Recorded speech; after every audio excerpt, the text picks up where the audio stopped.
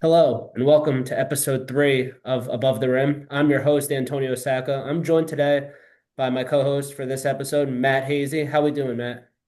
Good. How are you, Antonio? Awesome, man. I'm happy to have you back again for a third episode, and I look forward to, talking about the NCBBA and also having our guest from UNC-Charlotte come on in a little bit as well. So speaking of the Yeah. NCBBA, let's start with the spring season's right around the corner. So what teams are like some teams to watch, you think, for the spring that may come out of nowhere? I know you have probably some games starting up shortly as well. So just kind of talk to me about some shocking teams you think could be there. Yeah, absolutely. Actually, the first week of the spring season was this past weekend, week 12. So, this coming weekend, week 13, we have a bunch more teams playing for the first time this spring. So, after this weekend, a lot to look forward to in terms of some shakeups in the standings. I actually have the standings pulled up here. Just kind of glossing over. Claflin's a big one in the South Atlantic East on the men's side of things. We'll start with men's and then I'll transition over to the women's. Yeah. They're 2-0 in conference play, but 9-1 overall. We through realignment, we were able to break up that South Atlantic region into four conferences now. They have some good competition there in that conference. So excited to see how they can finish out the season. A few more after this past weekend. Florida State, that South Atlantic South, is now 3-1 in conference play. So that's exciting to see as well. They were a national championship team maybe 2 or 3 years ago now, I believe. Um, Montclair's up there, 5-1 in conference play, 7-1 overall. SUNY Cortland, 5-1 in conference play overall. UMass, new team Amherst in the New England West, they're 4-0 in conference play. So good stuff there. Maine, another new team, they're 6-0 in the New England North as well. We got a lot of good stuff outside of the normals, the Northeasterns, the Boston Colleges, the UCLAs. VCU 4-0 in the Mid-Atlantic South. Loyola 6-0 in the Mid-Atlantic Central. So we have a lot of good teams, unfamiliar teams that we don't normally see every season. So great stuff there on the men's side of things. Yeah, it's Um, definitely the league's always more fun when you get those new teams. Like you said, you get yeah. the typical Boston College, Northeasterns. Like Claflin, honestly, I don't even know where that school is. And it's awesome that Uh, then yeah, I believe they're in South Carolina. They've been now for maybe 2 or 3 seasons. This might be their third season. nice. They're finally starting to rise. They got a good program down there. Arthur, Doctor, he's great for them. Great leader down there. Yeah, really good stuff out of Claflin right now. In That's cool. terms of the women's side, Grand Valley State 4-0 over conference play, 9-1 overall. They've been to a couple national championships in the past couple seasons. I don't think they made it last season, so it's good to see them back up there. Um, who else we got? Runner-ups, Wash U, current number one overall team in the women's, 2-0 in conference play, 6-1 overall. We got Penn 6-0 in conference play in the North Atlantic or Mid Atlantic Central. Sorry. I'm trying to see here. William and Mary 4-0, VCU 4-0 in the Mid Atlantic South. That New England East with Boston College, they're 3-1, but Harvard's 5-1 right now. So that's great to see. We got a tight race so far in the New England North. We have WPI, Vermont, and UMass all at 4-0. A lot of good stuff there. Tight one in New England South as well. Salve Regina 2-0. They're a new team this season. UConn, Providence 4-0. Yale's 2-0. So tight race there. Sacred Heart, Montclair State. Um, yeah, a lot of good stuff. Cal Poly, UC Berkeley 4-0, 3-0. And new team Fullerton in the Pacific South, they're 2-0. So that conference will actually get going this season. I believe there's only one series played in the fall. Yeah, a lot of different teams, unbeaten right now. So it's exciting to see, how they'll end up, come the end of March and, who's going to qualify. So that's, crazy enough, it's going to be here before you know it, come regionals here in almost 2 months. Yeah, it's crazy, fall season happens. It's blink your eyes and it's okay, who's going to regionals? I'm surprised no mention of Michigan State. I know how are they doing so far this year? Yeah, defending national champions. They're 5-1. All right. conference play and overall. So they're right there. I wasn't sure if they, had a bunch of girls No, yeah, graduate and took a step back and are like, cut in the middle of the pack, 2-4, 3-3, something like that. they're still Middle right half. there. They're currently the number two team in the country right now. But yeah, Awesome. they are right there. Definitely still in the mix. Tight conference or tight race right now between them, Michigan, who's in third right now. They're 4-2 overall, and Grand Valley State 4-0. So Definitely makes sense. So those games against each other are going to be a big deal, pretty much. yes, What it yeah, sounds. very much, yeah. But all right, that was, covering the men's and women's so far through the fall and looking forward to hopefully a fun action-packed spring. We do have Oh, a guest absolutely. caller, like I mentioned, from UNC-Charlotte. His name's Mac Barfield, so we're going to get him on to come talk to us about his program and just about him as a player as well.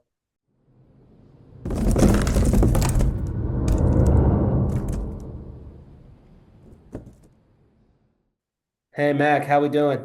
Hey guys, how we going? Good, good. So, Good, man. first off, what I want to do is have you tell us a little bit about yourself, how you, chose UNC Charlotte, how you found out about the team, kind of what your role is with the team, just a rundown of you. Yeah, my name's Mac Barfield. I am a senior here at Charlotte. I have been a student manager for the men's basketball team here, and now I am over all of our video side of things as a senior. I came to Charlotte. Both of my parents went to school here. I grew up a Niner fan, and then I had the great opportunity to become a manager here. And then as soon as I got to campus, I had heard that the men's club basketball team was looking for a new coach. So I got in contact with the right people, and then became the head coach like 2 weeks into my freshman year. That's awesome. So, if I remember correctly, you were the head coach a couple years ago with the team that was at the national championship, correct? Correct.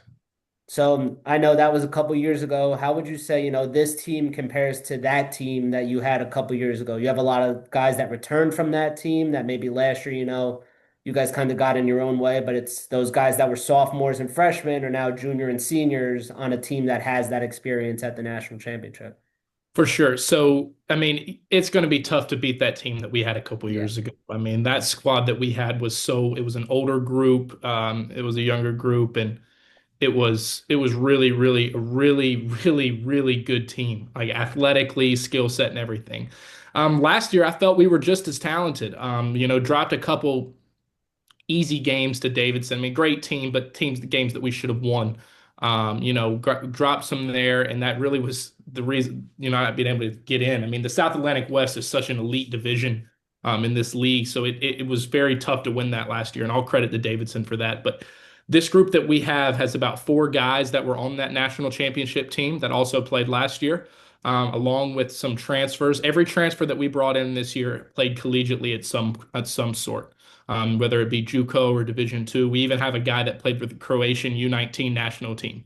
Wow. So like we were able to go out and reload on the talent side. But at the end of the day, I mean, guys, I have said this. Charlotte is a hub for a ton of students. Like we have 35,000 students here. And I can tell you right now, the 15 guys on my team are not the 15 best players at UNC Charlotte. They're just not.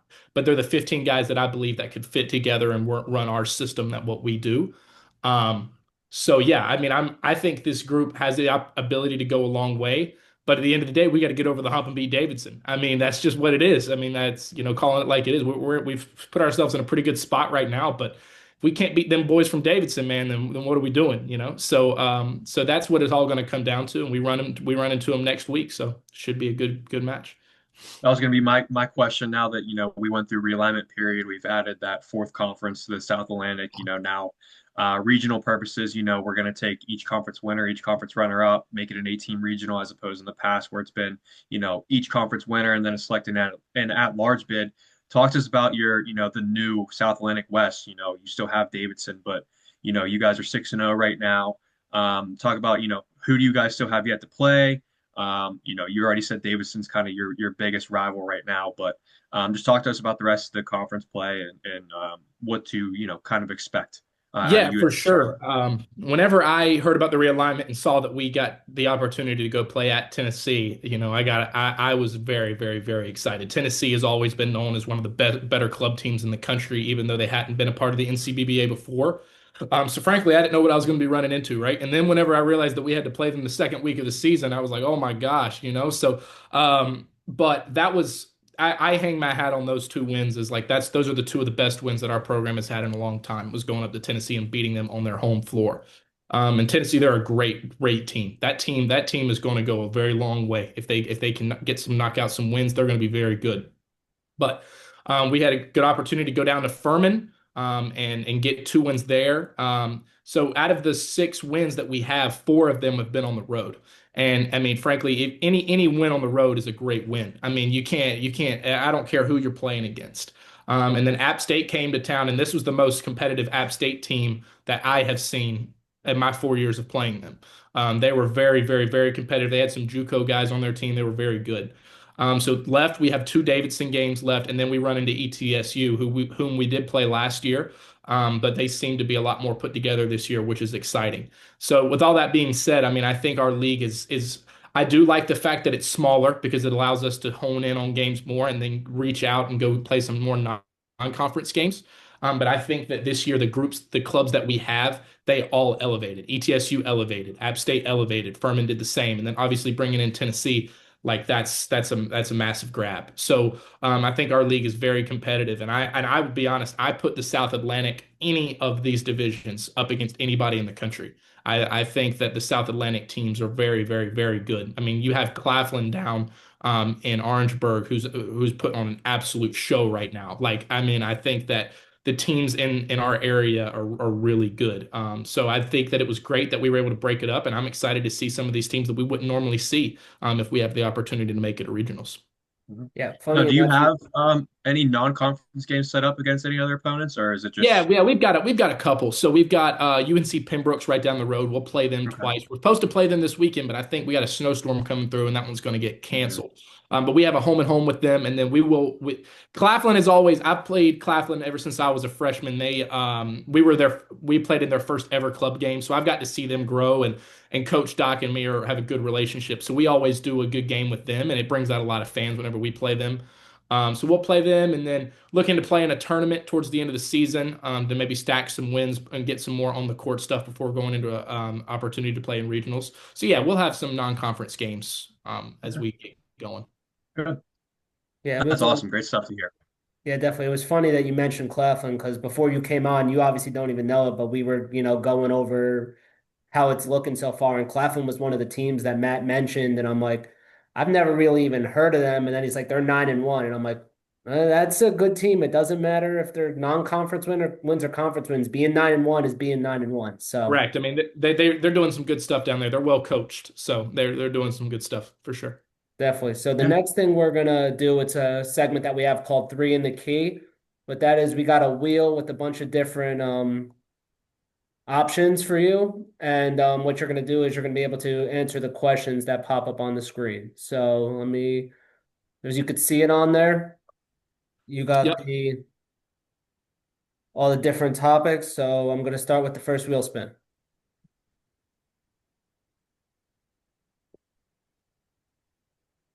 And that's going to be nice to your rival. So pretty much this is, say something nice about, as you were saying, Davidson. Let's use them as your biggest rival. So let's start by you talking nice about Davidson a little bit. Yeah, that's for sure, man. I mean, I got great relationships with those guys because a lot of those guys are managers for their team as well. So I get the opportunity to play against them with the D1 team and then obviously in Yeah. club. Nah, man, I tell you, they are hard to guard. I can tell you this right now. They are hard to guard. They run the same Bob McKillop 5-out actions that the Division 1 team runs, and man, they are hard to guard. You almost just have to sit in a zone because if not, they're just going to sprint around over and over and over again, you know. But then if you sit in the zone, pick your poison, right? You sit in the zone, and they're going to shoot 45% from three. So they're very, very, very talented, and they play so well together. I think if you're going to give them any compliment, it's just like their team chemistry and their will to win is really, really, really positive. They play really hard, so I'll give them that. That's awesome, man.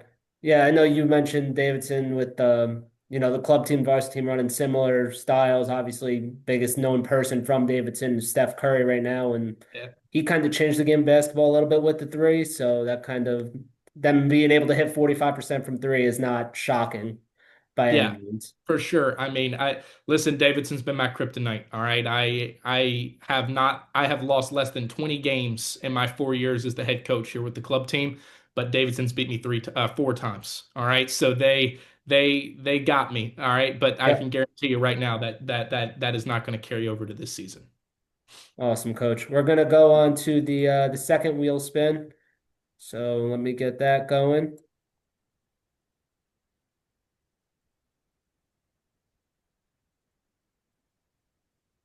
And now you're gonna get to do the other side. Dunk on your rival. Talk a little smack to Davidson about whatever you want to say. Sure.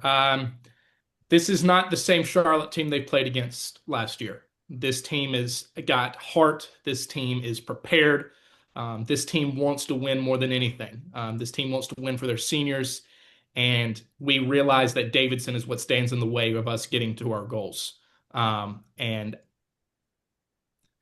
we are going to come out and we're going to punch you in the mouth. That's basically how it is. Davidson has set the tone on us for the last 2 years. They come out and they set the tone, and that's just not going to happen. These seniors have not beat them in 2 years. They're prepared.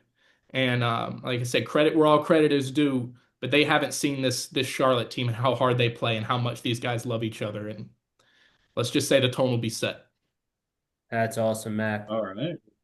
And let's go on Love it. to did you have something to say, Matt? Sorry. No, I was just gonna say, I said I love it. Let's go. Yeah, that's fun. I love that we got both of those things. You were nice to him, and then it's like, yeah, we'll be nice to you, but now let's be a little talk a little crap. So let's go on to the third and final wheel spin here.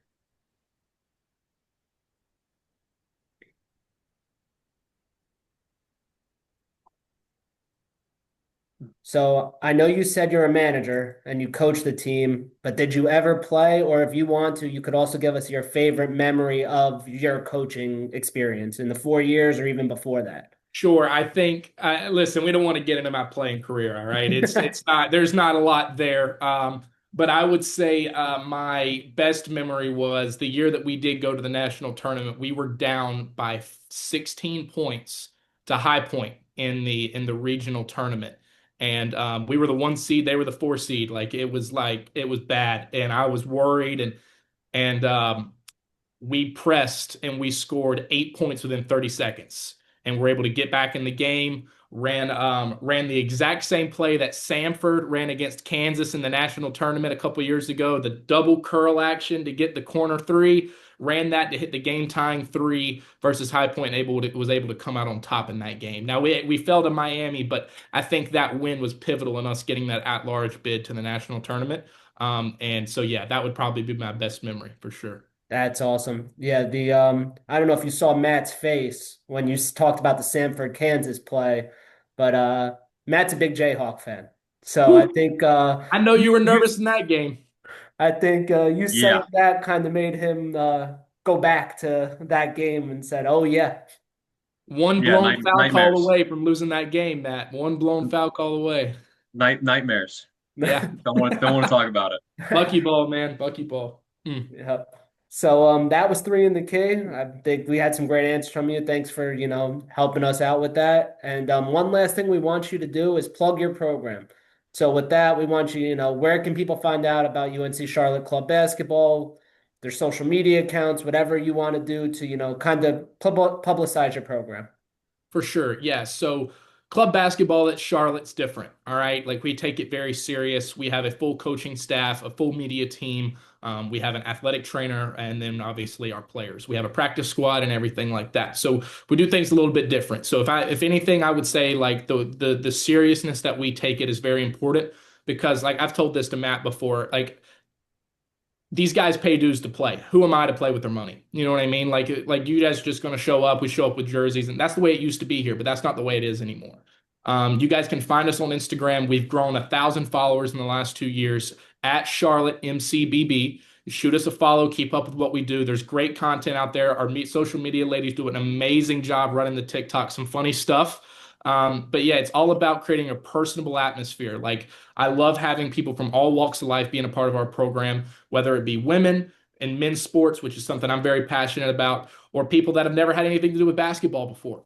Basketball is a melting pot of all different things, and that's what we try to do here at Charlotte. And we have put club basketball on the map at Charlotte, which has in turn put club sports on the map at our university. And it's just so important that we don't play for the name on the back. So corny here, right? We're not playing for the name on the back, name on the back. We're playing for the name on the front. And that's what it's all about. You know, Charlotte is so much bigger than all of us, and we're as a group. I tell our guys all the time, like you guys were all the guys somewhere else. You were all the 20-point per game scorers somewhere else. Now you got to come here and maybe your role is to shoot. You should make maybe average 2 points and get 10 rebounds a game. That's your role. What can you do to help our team win? And when we all bought into that we over me mentality, we've seen a massive, massive change. That's awesome, Mac. Well, thanks again for coming on to Above the Rim. We appreciate having you, and good luck this season. Yeah. Thanks, guys. Best of luck the rest of the season, Mac. Thank you. Thank you.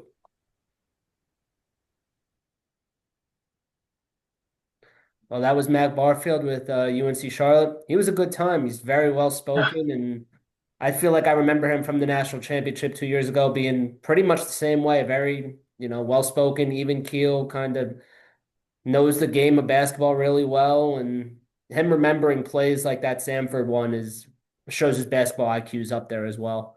Yeah, yeah, he's very on top of it. He's very organized. He knows what he's talking about. He knows what he wants out of his team. So it's very good to see that team, under great leadership like Max. So yeah, excited to see the rest of their season. And he said they play their rival Davidson next week. So looking forward to seeing the outcomes of that game for sure. Yeah, those should be fun. One last thing that I want to do with you, Matt, is some housekeeping items. I know we talked about the spring season coming up. So what are some things that the NCBBA teams have to look out for come with the season coming up? Yeah, big one right now is your spring eligibility letters, making sure you're getting those to me before you play your first conference series of the spring. Probably, yeah, the most important one.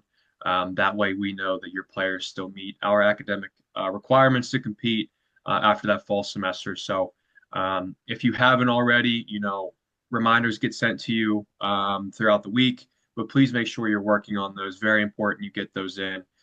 We don't want you risking a potential forfeit for not playing or for playing without having that in. Second one's league dues, where we are almost a month away from those being due. They are due February 28th.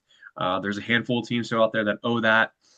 If you need that invoice resent, please reach out to myself and I'll have that resent to you. Other things to look forward to here, announcements for national championship location should be out here very, very soon. We're currently working on finalizing the details on that. Same with your regional playoffs as well. So be sure to stay on the lookout for those. Those will be announced via email, social media, and on our website.